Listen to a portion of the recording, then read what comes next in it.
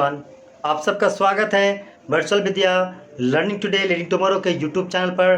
Friends, मैं हूं आपका आकाश सर और मैं आपको क्लास 9 और 10 की एसएसटी पढ़ाता हूं। अगर आपका कोई भी डाउट एसएसटी में होता है या आप क्लास 9 में पढ़ते हैं या 10 में, इंक्लूडिंग अगर आप किसी भी कंपटीशन की तैयारी करते हैं जहां पर 9-10 लेवल के कोई भी एसएसटी से प्रश्न आता है तो उसका A to Z क्लियरेंस आपको हमारी वीडियो से देखने को मिलेगा। आपको बहुत सारी चीज़ें समझ में भी आएंगी, टॉपिक वाइज हम कवर कराते हैं यहाँ पर, और आपका जो एसएसटी का लर्निंग है बहुत आसान बनाते हैं। आज मैं आप सबका वेलकम करना चाहूँगा हमारे वर्चुअल विद्या लर्निंग टुडे लीडिंग टुमारो के यूट्यूब चैनल पर। आज है टीचर्स डे, आज है शिक्षक दिवस। इस मौके पर जितने भी शिक्षक जिनके द्वारा हम शिक्षित हुए हैं उन सबको अपने पूरे टीम की तरफ से, वर्चुअल विद्या की तरफ से शुक्रिया अदा करना चाहूँगा। और हमेशा उनका मैं रिस्पेक्ट करता हूँ और जीवन भर उनका रिस्पेक्ट करता रहूँगा। जीवन पर्यंत मैं उनका आभारी अवश्य रहूँगा। तो इसी के साथ आज शुरू करते हैं आज का यह वीडियो, जो कि आज की पार्ट 2 वीडियो है, द विलेज ऑफ पालमपुर, जो कि क्लास 9 का चैप्टर 1 का इकोनॉमिक का पहला चैप्टर है। और इसको हम पार्ट 1 वीडियो कल की वीडियो में हम पढ़ चुके हैं। आज की वीडियो हमारी पार्ट 2 की वीडियो होगी। तो जिन बच्चों ने हमारी पार्ट 1 की वीडियो नहीं देखी वह हमारे प्लेलिस्ट में जा कर के वहाँ से पार्ट 1 की वीडियो देख सकते हैं। और अभी हम लोग शुरू करेंगे पार्ट 2 की वीडियो। बी रेडी और अंत तक वीडियो को जरूर देखें। साथ ही साथ कोई भी डाउट है तो हमें कमेंट बॉक्स में ज़रूर कमेंट करें ताकि आपके डाउट्स के समाधान हम अपने चैनल पे कर सकें। तो चलिए शुरू करते हैं आज का यह वीडियो। तो जिन बच्चों ने रेगुलरली हमारा वीडियो देखा है या फिर हमारे प्रीवियस वीडियो देखे हैं तो उनको पता होगा कि आज हम शुरू करने वाले हैं इस पॉइंट से फोर्थ रिक्वायरमेंट फॉर प्रोडक्शंस के बारे में आज हम पढ़ने वाले हैं, जिसमें पहला रिक्वायरमेंट है ह्यूमन कैपिटल के ऊपर। तो आज मैं इस चीज़ को डिस्कस करने वाला हूँ, आपका कॉन्सेप्ट क्लियर करवाने वाला हूँ। तो अंत तक वीडियो को जरूर देखें। साथ ही साथ अगर आप हमारे चैनल वर्चुअल विद्या में नए हैं तो चैनल को सब्सक्राइब करते हुए बेल बटन को प्रेस कर दें ताकि आगे आने वाली वीडियोज़ की नोटिफिकेशन आपको रेगुलरली मिलती रहे। तो चलिए शुरू करते हैं आज का topic, fourth requirement for production human capital, जो कि the village of Palampur topic से लिया गया है। ह्यूमन कैपिटल, आखिर ये ह्यूमन कैपिटल होता क्या है मैं आपको बताऊं। A person also need the knowledge and enterprise to effectively manage production. एक व्यक्ति को इतना ज्ञान होना चाहिए अगर वह बिजनेस करता है तो, या फिर इकोनॉमी में, कि उसको प्रोडक्शन क्या करना है, उसको किस प्रकार से सेलिंग करना है या उसको प्रॉफिट कैसे कमाना है। In most of the case certain knowledge is passed down through out generation.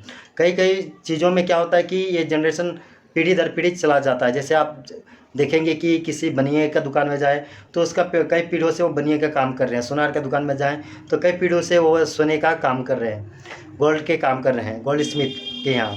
तो इस प्रकार से उनका जो कैपिटल है, जो ह्यूमन कैपिटल के अंतर्गत आ जाता है। Certain knowledge is pass down through generation. कुछ नॉलेज क्या होता है, जनरेशन बाय जनरेशन जाता रहता है। Government has also taken initiative in improving the knowledge of farmers. और सरकार भी यह चाहती है कि हर तरह के बिजनेसमैन को हेल्प करे। साथ ही साथ फार्मर्स जो होते हैं, फार्मर्स एक नए पद्धति से कृषि कार्य करते हैं, खेती बाड़ी करते हैं, सरकार भी उन्हें तरह तरह से मदद भी करती है। तो ये सारी चीज़ें जो होते हैं ह्यूमन कैपिटल के अंतर्गत आ जाती है। What is the factor of production के बारे में मैं आपको बताने वाला हूँ अभी। Every production is organise by combining lands, मतलब जो ज़मीन है उसको कॉम्बाइन किया जाएगा। Labour and physical capital and human capital, यानी कि जो लैंड है, लेबर है, फिजिकल और ह्यूमन कैपिटल, ये सब को मिला के ही प्रोडक्शन संभव है। Which are known four factor of production, और इन्हीं को फैक्टर ऑफ प्रोडक्शन कहा गया है। 4 पॉइंट है, नाम याद रखें। पहला लैंड है, दूसरा लेबर है, तीसरा फिजिकल और चौथा है ह्यूमन कैपिटल। ये चारों कैपिटल्स के बारे में आप नाम जरूर याद रखें, बहुत इंपॉर्टेंट है क्योंकि ये प्रोडक्शन के लिए 4 मोस्ट इंपॉर्टेंट कैपिटल्स हैं। इसके बाद मोस्ट इंपॉर्टेंट टॉपिक आता है फार्मिंग इन पालमपुर जो विलेज है जिसके बारे में हम पढ़ रहे हैं, उसके फार्मिंग के बारे में अगर आपको एग्जाम में टॉपिक में पूछ दिया जाता है तो आप उसके बारे में जो नोट लिखेंगे वह नोट या आंसर आपको यहाँ से मिलने वाला है। लैंड इज़ फिक्स्ड, पालमपुर में क्या है कि लैंड जो है फिक्स्ड है। Farming is the main production activity in Palampur, मतलब कृषि ही सबसे अधिक पालमपुर का मुख्य रूप से प्रोडक्शन का एक बिजनेस है। 75% of people who are working are in dependent on farming for their livelihood, मतलब जीविका चलाने के लिए वहाँ के 75% लोग कृषि पर ही डिपेंड करते हैं। दे वुड बी फार्मर्स और फार्म लेबरर्स, और वे किसान होते हैं और कृषक मजदूर भी होते हैं। There is a basic constant in rising farm production, land area under cultivation is practically fixed. क्या है कि इसमें भी कुछ चीज़ें आ जाती हैं, इंपॉर्टेंट चीज़ें, जैसे क्या होता है कि खेती बाड़ी करने का जो क्षेत्र होता है, जो ज़मीन होता है, वो फिक्स्ड होता है। Since 1960 in Palampur there has been no expansion in land area under cultivation. मतलब कहा जा रहा है कि 1960 से लेकर पालमपुर में जो भी खेती वाला जो ज़मीन है उसमें कोई एक्सप्लेनेशन नहीं हुआ है, ना सरकार की तरफ से ना वहाँ की पब्लिक लोगों की तरफ से, बल्कि जो खेती का ज़मीन है वो धीरे धीरे ख़त्म भी हो रहा है, घर बन रहे हैं उस सब में। By then some of the waste land in the village had been converted to cultivatable land. परंतु यहाँ के लोग बहुत अवेयर हैं और वहाँ की जो वेस्ट लैंड है, मतलब जो अनयूजेबल ज़मीन, उनको भी ये खेती में इस्तेमाल भी कर रहे हैं, उनको खेती योग्य भी बना रहे हैं। This exist no further scope to increase farm production by bringing new land under cultivation. लेकिन परंतु इसके बाद भी क्या हो रहा है कि खेती में जो जितना प्रोडक्शन होना चाहिए, ग्रोथ जितना होना चाहिए, वो उतना ग्रोथ अभी भी नहीं हो रहा है। Is there a way one can grow more the same land. यहाँ पर एक प्रश्न आ जाता है कि क्या कोई रास्ता है जिसके द्वारा एक ही लैंड पर बहुत सारा चीज़ ग्रोथ किया जा सकता है, यानी कहने का अर्थ है कि बहुत सारी चीज़ों का उत्पादन किया जा सकता है। तो इसका सही उत्तर आपको इस पालमपुर के इस आंसर से मिलने वाला है, ज़रूर इसको ध्यान से देखें। Palampur would resemble a village of the western part of the state of Uttar Pradesh. Palampur जो है एक गांव है जो कि उत्तर प्रदेश के वेस्टर्न साइड में स्थित है। अकॉर्डिंग टू द स्टोरी, कहानी के अनुसार, all land is cultivated in Palampur. यहाँ का जो सारा ज़मीन है वो कल्टिवेटेड मतलब कृषि योग्य है। No land is left idle, और यहाँ पर कोई बेकार पड़ा हुआ ज़मीन नहीं है। ड्यूरिंग द रेनी सीजन, जो बरसात का समय होता है, खरीफ फसल उस समय बोया जाता है। फार्मर्स ग्रो जॉस एंड बाजरा, खासकर फार्मर जौ और बाजरा की खेती वहाँ करते हैं। This plant are use as cattle feed, और इनको वहाँ के जो जानवर होते हैं, मतलब जैसे गाय, बैल, भैंस, इनको ही खिलाने में अधिकतर इनका इस्तेमाल होता है। It is followed by cultivation of potato between October and December. उसी ज़मीन पे अक्टूबर और दिसंबर में आलू की भी खेती होती है। इन द विंटर सीजन, मतलब रबी का, जब रबी फसल बोया जाता है विंटर में, field are sown with wheat, उस समय भर जाता है, वेट मतलब गेहूं की खेत से। From the wheat product farmer keep enough wheat for the family consumption and sell the surplus where at the market at Raiganj. जिस जो खेती के बाद जो वेट मिलता है, मतलब गेहूं मिलता है, उसमें सर्वाधिक गेहूं का इस्तेमाल फार्मर्स अपने खाने पीने, अपने फैमिली के लिए कंज्यूम करते हैं।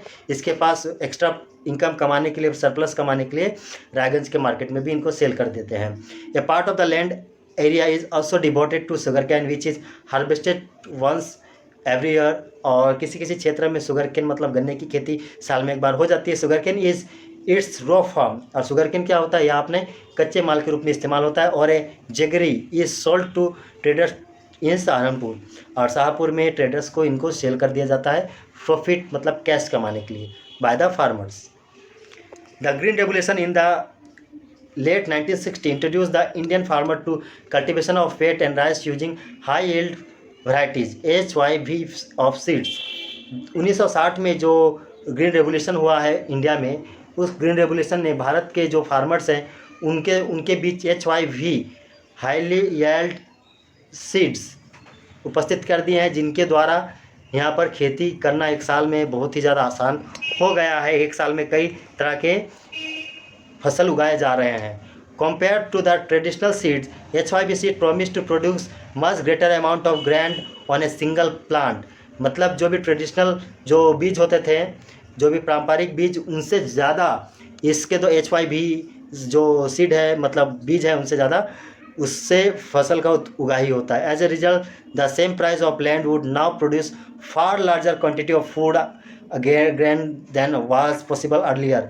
इससे क्या संभव हुआ कि पुराने समय में जो भी एक ही ज़मीन पे बहुत कम उगाया जाता था, आज उसी जगह पे बहुत ज़्यादा उगाया जा रहा है, बहुत ही ज़्यादा वहाँ पर खेती हो रही है, और एक ही छोटे से ज़मीन पे बहुत सारी चीज़ों का प्रोडक्शन हो रहा है। HYV seed however needs plenty of water and also chemical fertiliser and pesticide to produce best result. और HYV सीड्स जो होते हैं उनको सबसे ज़्यादा पानी और केमिकल फर्टिलाइजर्स के साथ पेस्टिसाइड का ज़रूरत होता है अच्छे रिजल्ट के लिए। Highly yield were possible only from a combination of HYV seed irrigation, chemical fertiliser, pesticide etcetera. क्या होता है कि अगर आपको HYB सीड का इस्तेमाल करना है तो उसके साथ सिर्फ सीड का इस्तेमाल नहीं करना है, बल्कि आपको इरिगेशन भी अच्छा देना पड़ेगा, केमिकल फर्टिलाइजर्स का इस्तेमाल करना है, पेस्टिसाइड्स का भी इस्तेमाल करना है, जिससे क्या होता है कि एक तरह से खर्चे इस पर बढ़ जाते हैं। Farmer of Punjab, Haryana and western Uttar Pradesh were the first to try out the modern farming method in India. India में मॉडर्न फार्मिंग मेथड को इस्तेमाल करने में सबसे पहले हरियाणा, पंजाब और वेस्टर्न उत्तर प्रदेश के किसानी अग्रणी रहे हैं। The farmers in the region set up the tubewell for irrigation. इस क्षेत्र के लोगों ने ट्यूबवेल बनाया है इरीगेशन के लिए। And made use of HYB seed and chemical fertiliser and pesticide in farming. और खेती बाड़ी में इन्होंने केमिकल फर्टिलाइजर का इस्तेमाल तो किया ही है, इरीगेशन यूज हो रहा है, साथ ही साथ पेस्टिसाइड का भी प्रचुर मात्रा में इस्तेमाल किया है। Some of them broad farm machineries like tractor and threshers which made plugging and harvesting faster. They were rewarded with high yield of weight. क्या हुआ है कि बहुत लोगों ने थ्रेशर और ट्रैक्टर जैसे बड़े बड़े भारी भरकम मशीनरी खरीद ली, जिससे खेती बाड़ी करना बहुत ज़्यादा आसान यहाँ के लोगों के लिए हो गया है, जिससे क्या हुआ कि सबसे ज़्यादा प्रोडक्शन शुरू हो गया है और एक ही ज़मीन में एक ही समय पे बहुत ज़्यादा उन्हें फसल भी मिल रही है, यहाँ के किसानों को लाभ हो रहा है। सो माय डियर फ्रेंड्स, आपको यह वीडियो कैसी लगी? कल जो वीडियो आएगी नेक्स्ट डे, उसमें हम देखेंगे विल द लैंड सस्टेन। इससे क्या लैंड का जो पावर है, जो उसका क्षमता है, उसमें कोई कमी आया या नहीं आया ग्रीन रेवोल्यूशन से, ये सब कुछ सही है या नहीं, ये सारी चीज़ें के बारे में नेक्स्ट वीडियो में हम पढ़ने वाले हैं। अगर आप हमारे चैनल पर नए हैं तो जल्दी से चैनल को सब्सक्राइब करें। हमारे चैनल का नाम है वर्चुअल विद्या लर्निंग टुडे लीडिंग टुमारो। जल्दी से चैनल को सब्सक्राइब करके बेल बटन प्रेस कर दें और इस वीडियो को अपने सभी फ्रेंड्स को, अपने जो भी स्टडी ग्रुप्स हैं वहाँ ज़रूर शेयर करें, ताकि उनको भी इतने अच्छे से पढ़ाई समझ में आए और साथ ही साथ उनको भी पढ़ाई में मज़ा आए, उनका भी कॉन्सेप्ट क्लियर हो। So thank you for watching us. Thank you everyone.